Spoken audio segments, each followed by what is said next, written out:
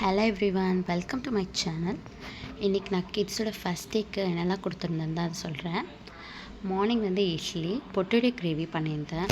Potato கிரேவிக்கு ஒரு 2 உருளைக்கிழங்கு போல் எடுத்துக்கோங்க. அது கூடவே ஒரு 2 கை போல் சிறுபருப்பை குக்கரில் போட்டு ஒரு 4 விசில் போல் வேக வச்சு எடுத்துக்கோங்க.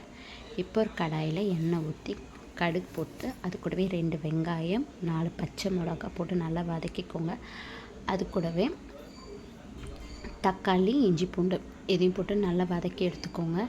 இப்போ அதில் ஒரு கரண்டி போல் மிளகாத்தூள் போட்டு நல்லா வதக்கிக்கோங்க. இப்போ நம்ம வேக வச்ச பருப்பையும் உருளைக்கிழங்கையும் போட்டு நல்லா அதை போட்டுட்டு ஒரு கப்பு போல் தண்ணி ஊற்றி நல்லா கொதிக்க விட்டுக்கோங்க. கொஞ்சம் இறக்குற டைமில் கொத்தமல்லி போட்டு இறக்குனிங்கன்னா டேஸ்டியான பொட்டேட்டோ கிரேவி ரெடி ஆகிடுச்சு. கிட்ஸ்க்கு ஸ்நாக்ஸ்க்கு ஆப்பிள் தான் கட் பண்ணியிருந்தேன். இப்போ லஞ்சுக்கு என்ன கொடுத்தேன்னு பார்த்தீங்கன்னா எக் ஃப்ரைட் ரைஸ் தான் கொடுத்துருந்தேன். அது ரொம்பவே சிம்பிளாக இருக்கும்.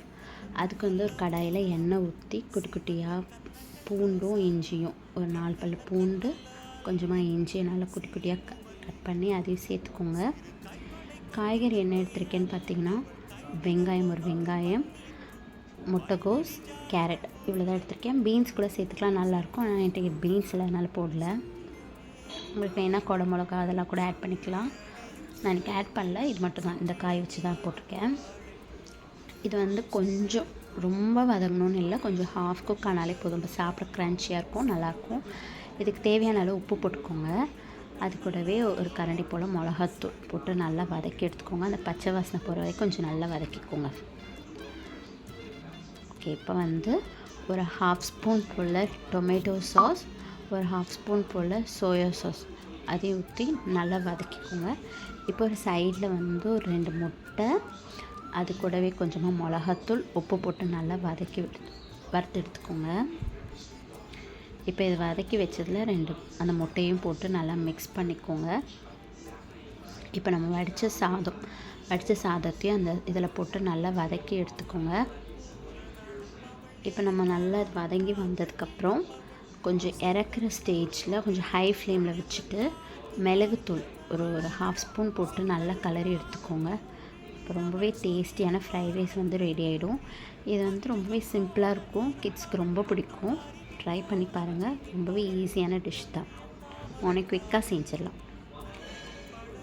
இப்போ கிட்ஸுக்கு ஃப்ரைட் ரைஸ் ஆப்பிள் எல்லாம் கொடுத்து அவங்களுக்கு அமிச்சதுக்கப்புறம் மத்தியானம் கீரை செஞ்சுருந்தேன். கீரை இன்றைக்கி அரைக்கீரை தான் வாங்கியிருந்தார். அதை நல்லா வாஷ் பண்ணிவிட்டு ஒரு குக்கரில் கீரையும் சிறுபருப்பு இதையும் போட்டு குக்கரில் எடுத்து ஒரு 4 விசில் போல் வேக வச்சு எடுத்துக்கிட்டேன். கீரையும் பருப்பு அதில் 2 பல் பூண்டும் போட்டுக்கோங்க. இப்போ இதை அரைக்கிறதுக்கு தேங்காய், பூண்டு, சீரகம், மஞ்சப்பொடி, மிளகாத்தூள் இதை நல்லா பேஸ்ட்டாக அரைச்சிட்டு நம்ம வேக வச்ச கீரையோடு இதையும் மிக்ஸ் பண்ணி எடுத்துக்கோங்க. கொதிக்க வச்சு எடுத்திங்கன்னா கீரை கடையல் ரெடி ஆகிடும். அது கூடவே நான் உருளைக்கிழங்கு ஃப்ரை தான் பண்ணியிருந்தேன்.